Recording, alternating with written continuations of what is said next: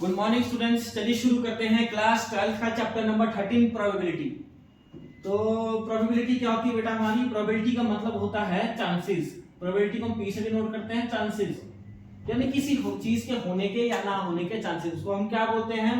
Probability बोलते हैं। जैसे मान लो बादल आए हैं आज, ठीक है, तो हो सकता है बारिश होगी या हो सकता है नहीं होगी, ठीक है। या एक कॉइन को उछालते हैं तो क्या प्रोबेबिलिटी होगी? तो हेड आएगा तो टेल आएगा, ठीक है। तो प्रोबेबिलिटी क्या होती है? हमारी चांसेस। प्रोबेबिलिटी को हम लिखने के तरीके कैसे कैसे रिप्रेजेंट कर सकते हैं? इसको हम फ्रैक्शन में भी कर सकते हैं, फ्रैक्शन में भी लिख सकते हैं इसको हम प्रोबेबिलिटी को। इसको हम फ्रैक्शन में भी लिख सकते हैं, इसको हम डेसिमल में भी लिख सकते हैं। एग्जांपल बताता हूं मैं आपको किस तरीके से। परसेंटेज में कैसे? मान लो 30% है, फ्रैक्शन 3/8 है, डेसिमल 0.3 0.2। तो प्रोबेबिलिटी को हम किस तरीके से डिनोट कर सकते हैं? परसेंटेज में भी, ऐसे फ्रैक्शन में भी, ऐसे डेसिमल में भी कर सकते हैं हम रिप्रेजेंट। और जो हमारी प्रोबेबिलिटी होती है बेटा, वो कहां से कहां लाई करती है? 0 और 1 के बीच में। जो प्रोबेबिलिटी होती है हमारी वो क्या होती है? या तो 0 हो सकती है, या तो 1 हो सकती है, या उसके बीच में हो सकती है।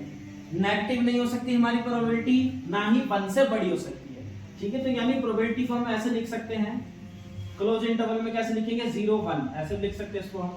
इसका मतलब क्या होता है बेटा कि प्रोबेबिलिटी हमारी कहां से कहां लाई करेगी? 0 और 1 के बीच में। इसमें 0 भी हो सकती है, 1 भी हो सकती है, और उसके बीच में देखो जैसे ये, ठीक है। 0.3 3.8 को डिवाइड करेंगे तो 0 समथिंग आएगा, ठीक है। 30% को हटाएंगे तो कितना बनेगा? 30/100, दैट मींस 0 0 कटेगा 0.3। ओके, तो यानी प्रोबेबिलिटी क्या होती है मेरी? जो 0 और 1 के बीच लाई करती है, ठीक है। अब बेटा जो हमारा प्रोबेबिलिटी है, इसका फॉर्मूला क्या होता है? बेसिक फॉर्मूला आपने पढ़ते आ रहे हो काफी टाइम से, 8th 9th 10th 11th में पढ़ी होगी। तो प्रोबेबिलिटी का हमारा फॉर्मूला क्या होता है बेटा? हमारा होता है नंबर ऑफ फेवरेबल आउटकम, यानी जिसकी बात हो रही है,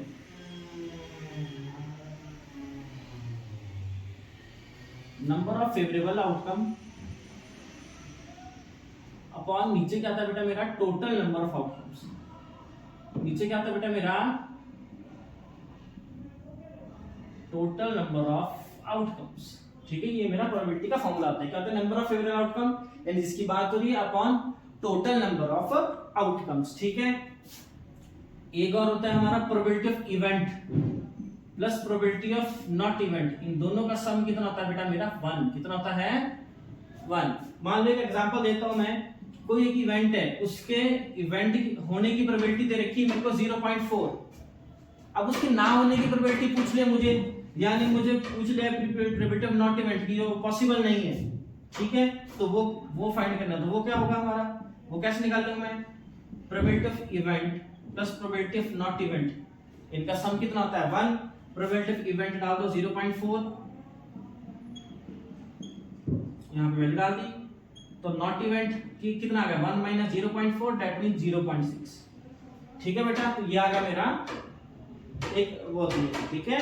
एक हमारा क्या बोलते हैं इसको? फॉर्मूला बोल सकते हैं, अभी कंडीशन बोल सकते हैं कि probability of event plus probability of not event, इनका सम कितना होता है बेटा? 1, ठीक है। अब हम करते हैं फॉर्मूलेस, जो आपने क्लास 11th में किए होंगे सेट्स में, वैसे ही सेम प्रोबेबिलिटी में भी किए होंगे आपने, ठीक है।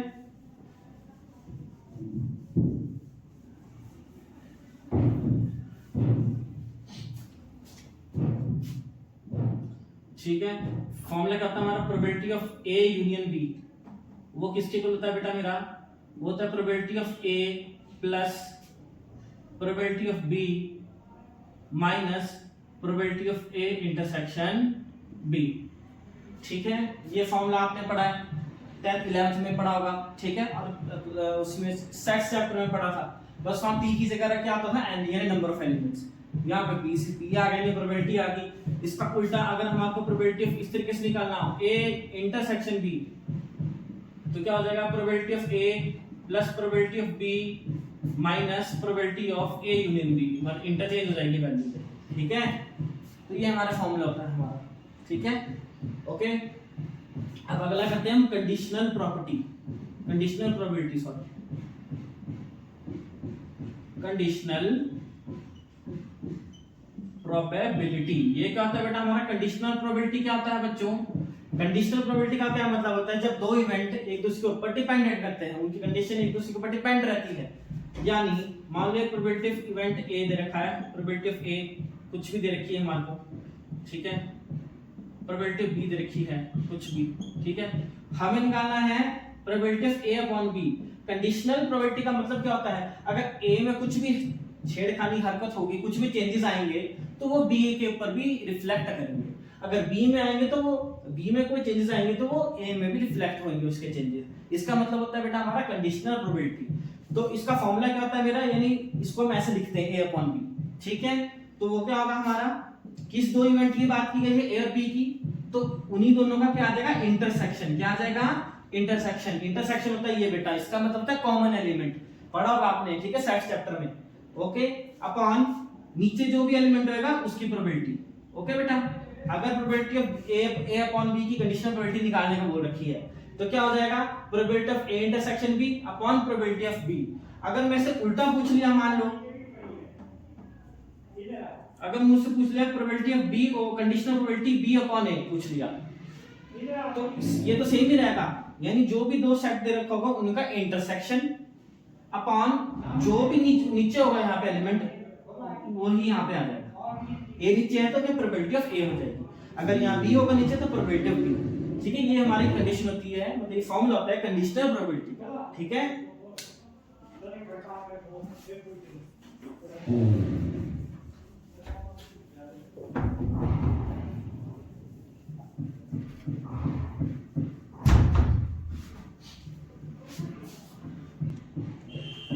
चलिए बेटे अब करते हैं हम अपना अगला, वो है मल्टीप्लिकेशन थ्योरम।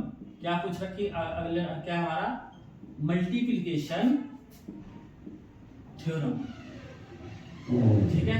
तो मल्टीप्लिकेशन थ्योरम क्या क्यों लगती है, मान लो let E F G are three events, three event दे रखा है, क्या दे रखा है, थ्री इवेंट्स दे रखे हैं हमारे को। इसमें हमारे को कंडीशनल प्रोबेबिलिटी निकालनी हो तीनों की एक साथ। दो के लिए तो मैंने अभी बताया जो प्रीवियसली अभी हमने किया था, probability of A upon B, ठीक है, वो दो इवेंट के लिए थी कंडीशनल प्रोबेबिलिटी। अगर एक तीन इवेंट आ गया, मान लो मैंने ये ले लिया probability let E F and G are three events, ठीक है, तो उस केस में हम कैसे निकालते हैं कंडीशनल प्रोबेबिलिटी, यानी फॉर्मूला क्या हो जाएगा मेरा, ई इंटरसेक्शन एफ इंटरसेक्शन जी, ये निकालना हो मान लो मुझे, तो किस तरीके से यहाँ पे कंडीशनल प्रोबेबिलिटी किस तरीके से लगेगी, तो वो सारा किसके अंदर आता है, हमारा मल्टीप्लिकेशन थ्योरम के अंदर। कब, जब तीन इवेंट दे रखे हो, कितने इवेंट बेटा, तीन इवेंट, और हमारे को तीनों का इंटरसेक्शन निकालना हो, किसके थ्रू, कंडीशनल प्रोबेबिलिटी के कंडीशन के थ्रू हमारे को निकालना हो, तो वो क्या हो जाएगा, फॉर्मूला होता है हमारा, यहाँ लिख देता हूँ मैं नीचे, यहाँ लिख देता हूँ नीचे, वो जाएगा probability of E into probability of F upon E into probability of G upon E F, ठीक है। ये होता है मेरा फॉर्मूला मल्टीप्लिकेशन थ्योरम का। कब, जब तीन इवेंट दे रखे हो, ठीक है, और हमारे को तीनों का क्या निकालना हो, इंटरसेक्शन निकालना हो, कंडीशनल प्रोबेबिलिटी भी दे रखी हो, साथ में कंडीशन दे रखी हो, तो हम ये निकालेंगे। क्या होता है, probability of E into probability of F over E into probability of G into E F, ठीक है, ये कंडीशनल प्रोबेबिलिटी आ रही है हमारी। ये हमारी क्या बोलती है, मल्टीप्लिकेशन थ्योरम बोलती है, ठीक है। आप करते हैं बेटा हम अपना नेक्स्ट टॉपिक करते हैं।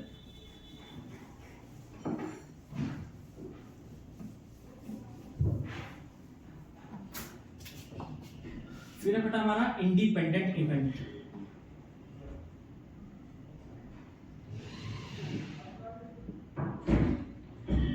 फिर जो अगला टॉपिक है बेटा वो है हमारा इंडिपेंडेंट इवेंट। क्या होता है इंडिपेंडेंट इवेंट, यानी दो एक दूसरे के ऊपर डिपेंडेंट नहीं करते, अगर एक में चेंजेस आएंगे तो दूसरे में कोई चेंजेस नहीं आएंगे, ठीक है, ये मतलब है। जैसे कंडीशनल प्रोबेबिलिटी का मतलब क्या होता था कि अगर एक में कोई चेंजेस आ गए तो दूसरे में भी चेंजेस आएंगे। इंडिपेंडेंट का मतलब होता है कि दोनों को एक दूसरे के ऊपर कोई फर्क नहीं पड़ता, ठीक है, यानी एक अगर इवेंट में कोई चेंजेस आएंगे तो दूसरे में उसका फर्क नहीं पड़ेगा। तो इसका एक कंडीशन होती है हमारी कि probability of A intersection B अगर किसके इक्वल आ जाए, हमारा probability of A into probability of B के, तो वो क्या कहलाता है, दोनों क्या कौन से इवेंट होंगे, वो इंडिपेंडेंट इवेंट।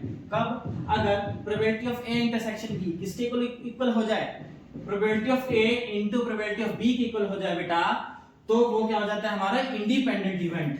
अब तुम बोलोगे सर इंडिपेंडेंट तो हो गया, अब डिपेंडेंट, डिपेंडेंट का मतलब तो एक दूसरे के ऊपर डिपेंडेंट रहे। जैसे हम छोटे होते हैं तो हम अपने पेरेंट्स के ऊपर डिपेंडेंट रहते हैं किसी चीज के लिए कि हम खुद कर लेते हैं, नहीं, पेरेंट्स के ऊपर रहते हैं। सिमिलरली एक इवेंट दूसरे इवेंट के ऊपर डिपेंडेंट रहेगा, अगर किसी में कुछ चेंजेस होंगे तो उसमें भी होंगे, ठीक है, डिपेंड करेगा उसके ऊपर। तो उसकी कंडीशन क्या होगी हमारी, सिंपल कंडीशन याद रखो बेटा, अगर probability of A intersection B not equals to I probability of A into probability of A into probability of B, अगर ये हो जाए तो वो क्या होता है हमारा डिपेंडेंट इवेंट। फिर बताता हूं, अगर probability of A intersection B is not equals to probability of A into probability of B, then events are called dependent events। ठीक है, तो कौन सा इवेंट होगा बेटा, डिपेंडेंट इवेंट होगा। And if probability of A intersection B equals to probability of A into probability of B, then event are independent event। ठीक है बेटा,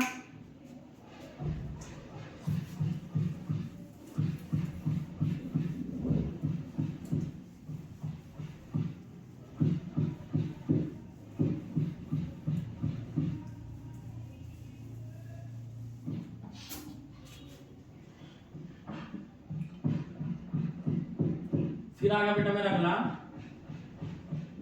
म्यूचुअली एक्सक्लूसिव इवेंट। फिर अगला कौन सा है, म्यूचुअली एक्सक्लूसिव इवेंट।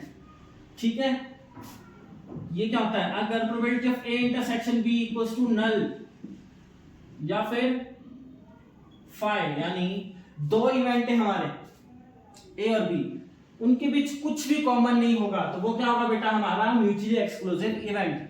ठीक है, मैं एग्जांपल देता हूं। ठीक है, एक इवेंट ई है, ठीक है, मैं चलो एक सैंपल स्पेस बताता हूं मैं आपको।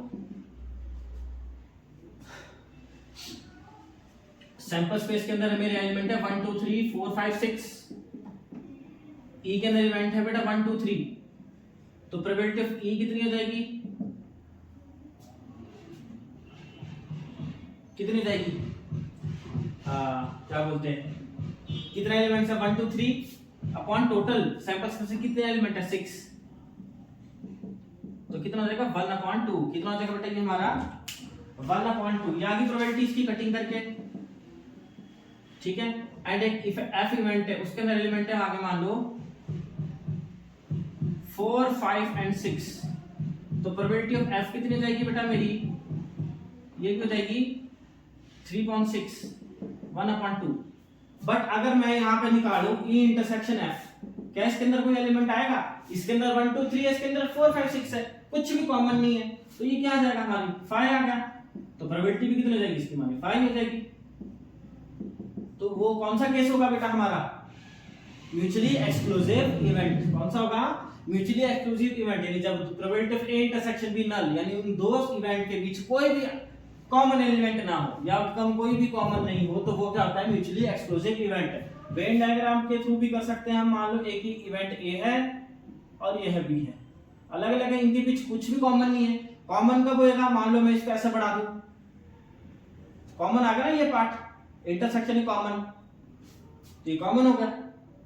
इस केस में म्यूचुअल एक्सक्लूसिव इवेंट नहीं होगा, इसमें क्या है, ये म्यूचुअल एक्सक्लूसिव होगा, ये इवेंट ए है ये बी है, इनमें कुछ भी कॉमन नहीं है, तो वो क्या होगा हमारा म्यूचुअली एक्सक्लूसिव इवेंट। ठीक है,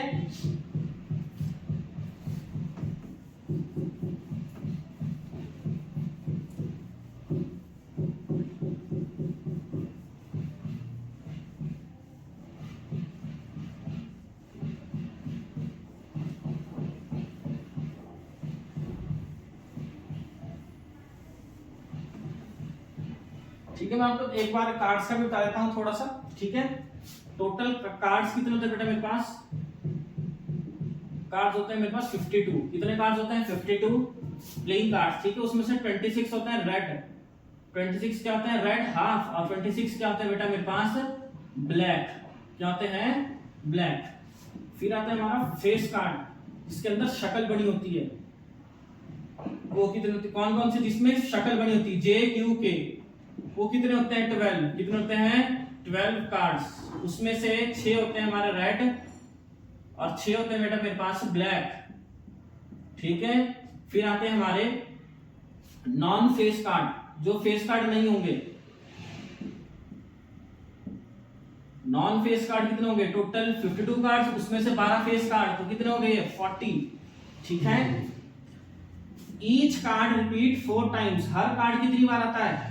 हर कार्ड यानी एस यानी ए यानी 21 बोलते हैं उसको हम, 2 3 4 5 6 7 8 9 10 जे क्यू के, तो हर मतलब कि 13 कार्ड हो गई है। ठीक है, तो 13 कार्ड के 4 पैक्स होते हैं हमारे पास, बट हर एक कार्ड कितनी बार आता है? उसमें 4 बार। Each card repeat